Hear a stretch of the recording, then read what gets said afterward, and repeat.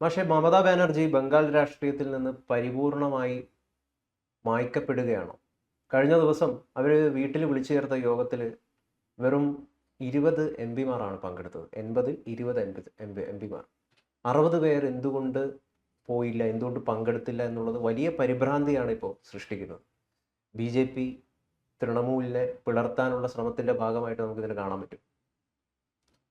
വേണേ ഒറ്റ നോട്ടത്തിൽ അങ്ങനെയാണ് സംഭവിക്കുന്നതെന്ന് കരുതാം.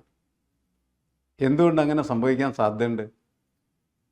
ഈ മമതയുടെ കൂടെ നിന്നിരുന്ന എല്ലാ രാഷ്ട്രീയ നേതാക്കളും മമതയുടെ കൂടെ നിൽക്കാൻ ഒറ്റ കാരണമുണ്ടായിരുന്നുള്ളൂ. മമതയാണ് അധികാരി, മമതയാണ് ഭരിക്കുന്നത് എന്നുള്ളതാണ്. മമതയ്ക്ക് ഭരണമുണ്ടായിരുന്നു. കഴിഞ്ഞ 15 വർഷങ്ങളെന്ന് പറയുന്നത് മമതാ വർഷങ്ങൾ എന്ന രീതിയിലാണ് ബംഗാളിൽ രേഖപ്പെടുത്തുക.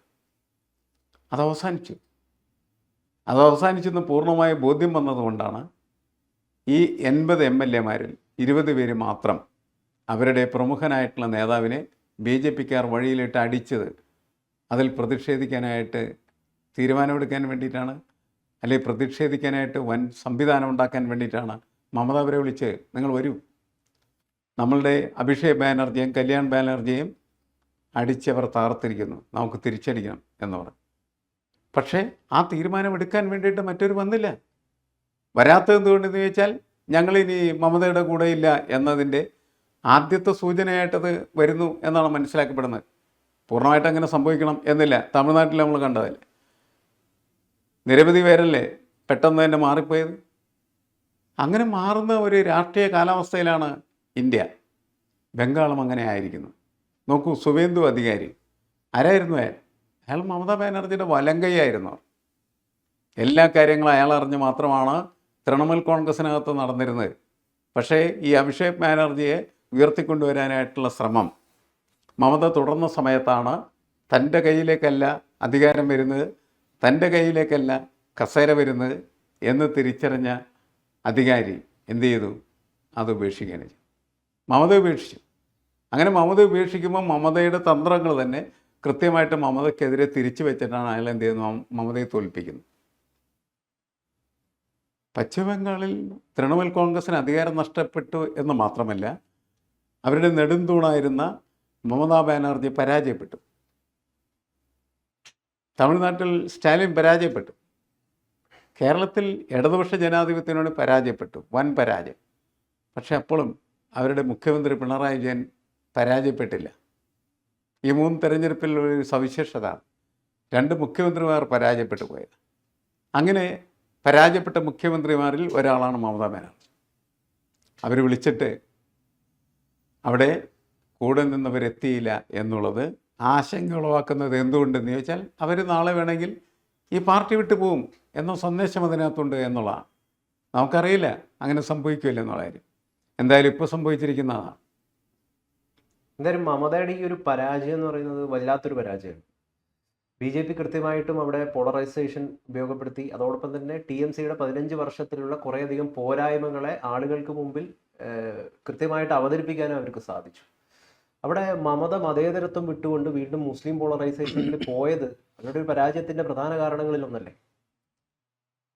ഈ എനിക്കൊന്ന് ബംഗാളിലെ തെരഞ്ഞെടുപ്പിലെ പരാജയം എന്ന് പറയുന്നത് വോട്ട് ഷിഫ്റ്റിങ്ങിൻ്റെ ഫലമായിട്ട് സംഭവിക്കുന്ന പരാജയം. CPM-ന് സംഭവിച്ചത് തന്നെയായിരുന്നു.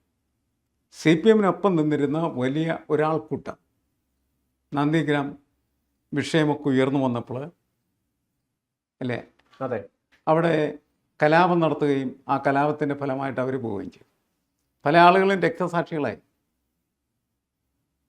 അപ്പോൾ സിന്ദൂരും നന്ദിഗ്രാമം എന്ന് പറഞ്ഞിട്ടുണ്ടെങ്കിൽ യഥാർത്ഥത്തിൽ CPM-ൻ്റെ അടിത്തറ ഇളക്കിയ സംഭവമായിരുന്നു. ആ ഒറ്റ സംഭവത്തിലാണ് അവിടെ വലിയ ഒരാൾക്കൂട്ടമായിട്ട് ഒപ്പം നിന്നിരുന്നതായിട്ടുള്ള മുസ്ലിം സമൂഹം CPM-ന് ഉപേക്ഷിച്ചു. അവരെ കൂടി നേരെ മമതയുടെ കൂടെ ചേരുകയും മമത അവരുടെ നേതാവാകുകയും മമത നയിക്കുകയും മമത പിന്നീട് 15 വർഷക്കാലം ആ അധികാരം കൃത്യമായിട്ട് സൂക്ഷിച്ച് മുന്നോട്ട് കൊണ്ടുപോവുകയും ചെയ്തു. ഇപ്പോൾ അവരുടെ കൂടെ നിന്നിരുന്നതായിട്ടുള്ള സുവേന്ദു അധികാരി ഇവരെ പൊളിച്ചു. അവർ പൊളിഞ്ഞു പോയി. അങ്ങനെ പൊളിഞ്ഞിരിക്കുന്ന സാഹചര്യത്തിൽ അവരുടെ കൂടെ നിൽക്കണോ വേണ്ടയോ എന്ന് രണ്ടു വട്ടം ആലോചിക്കുന്ന തരത്തിൽ MLA-മാർ മാറിയിരിക്കുന്നു എന്നുള്ളതുകൊണ്ടാണ് അവർ വിളിച്ചു ചേർത്ത യോഗത്തിൽ പങ്കെടുക്കാനായിട്ട് 80 പേരിൽ 60 പേരും വരാതിരുന്നത്. ചെറിയ കാര്യമല്ല. എന്ത് പ്രത്യാഘാതമാണ് അതിന് ഇനി ഉണ്ടാക്കാൻ പോകുന്നുള്ളതിന് കുറച്ച് ദിവസം കഴിഞ്ഞാൽ മാത്രമേ നമുക്കറിയാൻ പറ്റൂ. എന്തായാലും അവരുടെ ഡിസ്കണ്ടൻറ്റ്, അസംതൃപ്തി എന്ന് പറയുന്നത് മമതയെ അറിയിച്ചു കഴിഞ്ഞിരിക്കുന്നു. മമതയുടെ തോൽവി ഇപ്പോഴും നമ്മുടെ നാട്ടിൽ അംഗീകരിക്കാൻ പറ്റാത്ത കുറേയധികം ആളുകളുണ്ട്. ഇപ്പം BJP ജയിച്ചത് EVM അട്ടിമറിച്ചുകൊണ്ടാണെന്നും ഇത്തരത്തിലുള്ള ഇത് ശരിയാണോ ഇപ്പോഴും നമ്മളിത് പറഞ്ഞുകൊണ്ടിരിക്കുന്നത്? അതിങ്ങനെ പറയുന്ന വാർത്ത അങ്ങനെ ഇപ്പോഴും വരുന്നില്ല. ഞാനേതോ ഒരു വീഡിയോ കണ്ട സമയത്ത് പഞ്ചാബിലിപ്പോൾ തിരഞ്ഞെടുപ്പ് നടന്നല്ലോ, തദ്ദേശ സ്വയംഭരണ സ്ഥാപനങ്ങൾക്ക് തിരഞ്ഞെടുപ്പ് നടന്ന സമയത്ത് അത് ബാലറ്റ് പേപ്പറിലാണ് അവിടെ തിരഞ്ഞെടുപ്പ് നടത്തിയത്. ആം ആദ്മി ആ തിരഞ്ഞെടുപ്പ് നടത്തിയ സമയത്ത് BJP 5ാം സ്ഥാനത്ത് പോയെന്നാണ് അവർ പറയുന്നത്. BJPക്ക് പച്ചവിടാൻ പറ്റില്ല പഞ്ചാബിൽ എന്നുള്ള കാര്യം നമുക്കറിയാം.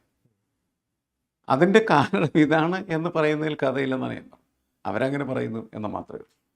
EVM ആയിക്കഴിഞ്ഞാലും ബാലറ്റ് പേപ്പർ ആയിക്കഴിഞ്ഞാലും നിങ്ങൾക്ക് രാഷ്ട്രീയ അധികാരത്തിൽ നിൽക്കാനും ആ അധികാരത്തിൻ്റെ കേന്ദ്രമായി മാറാനും കഴിഞ്ഞാൽ മാത്രമേ ജയിക്കാൻ കഴിയുള്ളൂ. അല്ലെങ്കിൽ നിങ്ങൾ പരാജയപ്പെട്ടു. മമത പരാജയപ്പെട്ടത് സാധാരണ കേരളത്തിലിപ്പോൾ എങ്ങനെ CPM പരാജയപ്പെട്ടതുപോലെ പരാജയപ്പെട്ടില്ല മാത്രം. അതിനപ്പുറത്ത് അതിന് പ്രസക്തി കൊടുക്കുന്നതിൽ അർത്ഥമില്ല എന്നാണ് എനിക്ക് തോന്നുന്നത്. അല്ല, അവിടെ ഇപ്പം കൃത്യമായിട്ടും ഇപ്പം നമ്മുടെ സുവേന്ദു അധികാരി ജയിച്ചതിന് ശേഷം പറഞ്ഞൊരു കാര്യമുണ്ട്. പക്ഷേ ഇത് ഹിന്ദുത്വത്തിൻ്റെ വിജയമാണ്. അപ്പോൾ അദ്ദേഹം നന്ദി പറഞ്ഞ് CPM-മാർക്ക് കൂടിയാണ്. 10,000-ഓളം വോട്ടുകൾ CPM-മാർ എനിക്ക് തന്നിട്ടുണ്ട്, അവർക്കും കൂടി ഞാൻ നന്ദി അറിയിക്കുന്നു എന്നാണ് പറഞ്ഞത്. അതിൻ്റെ പ്രധാനപ്പെട്ട കാരണം ബംഗാളിൽ മമതയുടെ ഗുണ്ടാരാജ്, CPM-ന് കൂടെ ഗുണ്ടകൾ നിന്ന് CPM-നെ നശിപ്പിച്ചതുപോലെ ആ ഗുണ്ടകൾ നേരെ മമതയുടെ കൂടെ ചേർന്ന് മമതയെ അവസാനം നശിപ്പിച്ചെന്ന് മനസ്സിലാക്കേണ്ട കാര്യമുണ്ട്. ആ ഗുണ്ടരാജിനെതിരെ ശക്തമായ പോരാട്ടമാണ് CPM നടത്തിയത്. എന്നുവെച്ചാൽ CPM ബംഗാളിൽ തെരഞ്ഞെടുപ്പിൽ മത്സരിക്കുമ്പോൾ BJP അല്ല അവരുടെ ശത്രു. അവരുടെ ശത്രു മമതയായിരുന്നു. മമതയുടെ കൂടെ നിൽക്കുന്നതായിട്ടുള്ള ഗുണ്ടകളായിരുന്നു. CPM-ൻ്റെ ഓഫീസുകൾ അനധികൃതമായി പിടിച്ചെടുത്ത ഏകാധിപത്യ ശക്തിക്കെതിരായിട്ടുള്ള പോരാട്ടമായിരുന്നു യഥാർത്ഥത്തിൽ CPM ബംഗാളിൽ നടത്തിക്കൊണ്ടിരുന്നത്. അതുകൊണ്ടാണ് സുവേന്ദു അധികാരിക്ക് 10,000 വോട്ട് അവരിൽ നിന്ന് കിട്ടിയിരിക്കുന്നത്. അവിടെ മാത്രമല്ല, പലയിടങ്ങളിലും അത് കിട്ടിക്കഴിഞ്ഞു. നോക്കൂ, അവസാനത്തെ തിരഞ്ഞെടുപ്പ് നോക്കൂ. അവസാനത്തെ ഒരു ഉപതെരഞ്ഞെടുപ്പ് അവിടെ നടന്നില്ലേ? ആ ഉപതെരഞ്ഞെടുപ്പിൽ BJP ജയിച്ച് 1,00,000-ലധികം വോട്ടിൻ്റെ ഭൂരിപക്ഷത്തിനാണ് ജയിക്കുന്നത്. പക്ഷേ അവിടുത്തെ രണ്ടാം കക്ഷി CPM-ആണ്, മമതയല്ല. മമതയുടെ കോട്ടയാണെന്ന് പറയുന്നത്. തൃണമൂലിൻ്റെ കോട്ടയിലാണ് ഈ തെരഞ്ഞെടുപ്പ് നടന്നത്. അവിടെ BJP 1,00,000-ലധികം വോട്ടിൻ്റെ ഭൂരിപക്ഷത്തിന് ജയിക്കുന്നു. തൊട്ടടുത്ത സ്ഥാനാർത്ഥി എന്ന് പറയുന്നത് CPM-ൻ്റെ സ്ഥാനാർത്ഥിയായി മാറിത്തീരുന്നു. എന്ന് വെച്ചാൽ CPM ആണെങ്കിൽ ബംഗാളിൽ തിരിച്ചു വന്നേക്കാം എന്ന് പറയുന്ന സൂചന അതിനകത്തുണ്ട് എന്നാണ് നമ്മൾ മനസ്സിലാക്കുന്നത്. പക്ഷേ ഈ 60 MP-മാർ ഇവരെങ്ങോട്ടേക്ക് പോകും? ഇവരെ ചാക്കിട്ട് വലിക്കാനായിട്ട് സാധ്യതയുണ്ടോ ശരിക്കും? സ്വാഭാവികമായിട്ടും ഈ 60 MP-മാരിൽ കുറേയധികം പേരെങ്കിലും BJP-യിലേക്ക് തന്നെ പോകും എന്നാണ് ഞാൻ കണക്കാക്കുന്നത്. പോകുന്നുണ്ടെങ്കിൽ. പോകുകയില്ലെന്ന് നമുക്കിപ്പം ഉറപ്പൊന്നും പറയാൻ പറ്റില്ല. കാരണം മമത എങ്ങനെയാണ് ഈ വിഷയത്തെ ടേക്കപ്പ് ചെയ്യാനും അതേപോലെ തന്നെ അവരുമായിട്ട് സംസാരിക്കാനും സൗകര്യം കണ്ടെത്തുന്നതെന്ന് എന്നതിൻ്റെ അടിസ്ഥാനത്തിലാണ് അവർ പോകുകയില്ല എന്ന് നമുക്ക് പറയാൻ പറ്റുള്ളൂ. കാരണം BJP-ക്ക് അവർ ഇപ്പം തന്നെ ചെല്ലണം എന്ന് വലിയ ആഗ്രഹമൊന്നും അവിടെ ഇല്ല. BJP-ക്ക് അവരെ പർച്ചേസ് ചെയ്യേണ്ട ആവശ്യമില്ല. കാരണം നല്ല ഭൂരിപക്ഷം BJP-ക്ക് ഉണ്ട്. പിന്നെ ഇവരുടെ ആവശ്യമില്ല. അവർ വേണമെങ്കിൽ വന്നോട്ടെ എന്ന സമീപനമാണ് BJP അവരോട് എടുക്കാനായിട്ടുള്ള സാധ്യതയുള്ളത്. അല്ല, ഇവർ പോകുന്നതിൽ മറ്റൊരു കാരണം കൂടിയുണ്ട്. BJP ഒരു സ്ഥലത്ത് അധികാരം പിടിച്ചു കഴിഞ്ഞ് കഴിഞ്ഞാൽ പിന്നെ ഒരു 10-15 വർഷത്തേക്ക് അവിടെ നിലയുറപ്പിക്കുന്ന ഒരു രീതിയിലായിരിക്കും അവർ ഭരിക്കുക. അതായിരിക്കും അവരുടെ ഒരു ടാക്ടിക്ക്. അങ്ങനെ നോക്കുകയാണെങ്കിൽ TMC-യിൽ നിന്നിട്ട് ഇനി എന്ത് പ്രയോജനമെന്ന് ഇവർക്ക് തോന്നുന്നുണ്ടാകും. അതെ, BJP ഭരിക്കുന്നിടത്തൊക്കെ വീണ്ടും ജയിച്ചുകൊണ്ടിരിക്കുന്നു എന്നുള്ളത് ശരിയാണ്. അതിന് പല കാരണങ്ങളുണ്ടാകാം. കാരണം ഒന്ന്, ഈ ഡബിൾ എൻജിൻ പ്രോസസ്സാണ്. കേന്ദ്രത്തിൽ BJP നിൽക്കുന്നു. അവരെ സഹായിക്കാൻ, അവർക്ക് സഹായം കൊടുക്കാൻ പറ്റുന്ന തരത്തിൽ സംസ്ഥാന സർക്കാരുകൾ ഉണ്ടാവുന്നത് സംസ്ഥാനങ്ങൾക്ക് നല്ലതാണെന്നുള്ള വിശ്വാസം. ആ വിശ്വാസത്തിൻ്റെ അടിസ്ഥാനത്തിലാണ് അവർ വീണ്ടും വീണ്ടും തിരഞ്ഞെടുക്കപ്പെടുന്നത് എന്നുള്ളത് പ്രധാനപ്പെട്ട കാര്യമാണ്. എന്നാൽ കേന്ദ്രത്തിൽ അവർ മത്സരിച്ചപ്പോൾ ഈ കഴിഞ്ഞ തവണ എന്ന് പറഞ്ഞാൽ അവർക്ക് സീറ്റ് കുറയണേത്.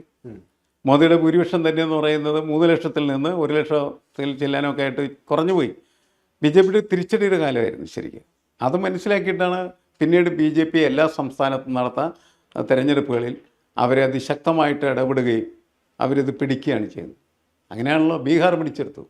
ബീഹാർ പിടിച്ചെടുത്തതിന് ശേഷം പ്രഖ്യാപിച്ച് ബംഗാൾ പിടിക്കും, ബംഗാൾ പിടിച്ചു. അപ്പോൾ വളരെ പോസിറ്റീവായിട്ട് മൂവ് ചെയ്യുന്ന ഒരു പാർട്ടിയായിട്ടാണ് ബി ജെ പിയെ കാണുന്നത്, അധികാര കേന്ദ്രമായിട്ടാണ് ബി ജെ പിയെ കാണുന്നത്. അതുകൊണ്ട് ഈ 60 MLA-മാർക്ക് പോകണം എന്ന് തോന്നിയാൽ പോകാനുള്ള ഏറ്റവും നല്ല സ്ഥലം ബി ജെ പി തന്നെയാണ്. കാരണം സുവേന്ദു അധികാരി അവിടെ ഉണ്ടല്ലോ, അയാൾ തൃണമൂലിൽ നിന്ന് പോയതല്ലേ. അതൊരു ഈ സമരത്തിനൊക്കെ പ്രധാനപ്പെട്ട നേതാവായിരുന്നു നേതൃത്വം നൽകിയ സുവേന്ദു എന്ന് പറയുന്നത്. പിന്നെ പക്ഷേ ഇതിൽ മറ്റൊരു കാര്യം കൂടിയുണ്ട്. നമ്മൾ തുടക്കം പറഞ്ഞത് മമതയുടെ ഭാവി അസ്തമിച്ചിരിക്കുന്നു എന്നുള്ളതാണ്. ഇനി ബംഗാൾ രാഷ്ട്രീയത്തിൽ ഒന്നിനും കൊള്ളാത്തൊരു വസ്തുവായിട്ട് മമത മാറിയിരിക്കുന്നു എന്നുള്ളതാണ്. കാരണം എന്തുകൊണ്ടാന്ന് വെച്ച് കഴിഞ്ഞാൽ ബംഗ്ലാദേശികളൊക്കെ പോവുകയാണ്. ബംഗ്ലാദേശികളെയൊക്കെ അവിടുന്ന് ക്വിറ്റ് ഇന്ത്യ എത്രയും പെട്ടെന്ന് പോകുമെന്ന് പറഞ്ഞിട്ടുള്ള ഇപ്പം ഡിപ്പോർട്ട്, ഡിലീറ്റ്, ഡിറ്റക്റ്റ് എന്നൊക്കെ പറഞ്ഞിട്ടുള്ള ഒരു മോഡലാണ് ഇപ്പം ബംഗാളിൽ സുവേന്ദു നടത്തിക്കൊണ്ടിരിക്കുന്നത്. അതിൻ്റെ ഭാഗമായിട്ട് ആദ്യമായി 2 ക്യാമ്പുകൾ ബംഗാളിൽ ഇപ്പം വന്നിരിക്കുകയായിരുന്നു ബംഗ്ലാദേശികളെ പാർപ്പിക്കാനായിട്ട്. അപ്പം മമതയുടെ ഒരു വലിയൊരു വോട്ട് ബാങ്ക് എന്ന് പറയുന്നത് ശരിക്കും പറഞ്ഞാൽ ഇവരൊക്കെ തന്നെ ആയിരുന്നു. ഇപ്പം SIR 90 ലക്ഷത്തോളം വരുന്ന ആളുകളെയാണല്ലോ ഡിലീറ്റ് ചെയ്ത് കളഞ്ഞത്.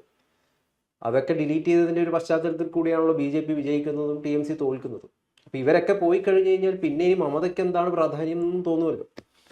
അല്ല, അധികാരത്തിൽ വരാൻ സാധ്യതയില്ല മമത എന്നാണ് തോന്നുന്നതെങ്കിൽ പിന്നെ മമതയുടെ കൂടെ ആളുകൾ നിൽക്കാനുള്ള സാധ്യത കുറവാണ്. പക്ഷേ മമതയ്ക്ക് എപ്പോഴും ഒരു ഫൈറ്റിംഗ് സ്പിരിറ്റുള്ള ഒരു വ്യക്തിയാണ്. കോൺഗ്രസിൽ നിന്ന് അവർ തൃണമൂൽ കോൺഗ്രസ് നിർമ്മിക്കുന്നതും CPM-നെതിരെ പോരടിക്കുന്നതും ആ ഫൈറ്റിംഗ് സ്പിരിറ്റിൻ്റെ അടിസ്ഥാനത്തിലാണ്. ആ ഫയർ, ആ അഗ്നി അവരിൽ ഉണ്ട് എങ്കിൽ അവർക്കിനിയും പിടിച്ചു നിൽക്കാനായിട്ട് കഴിയും.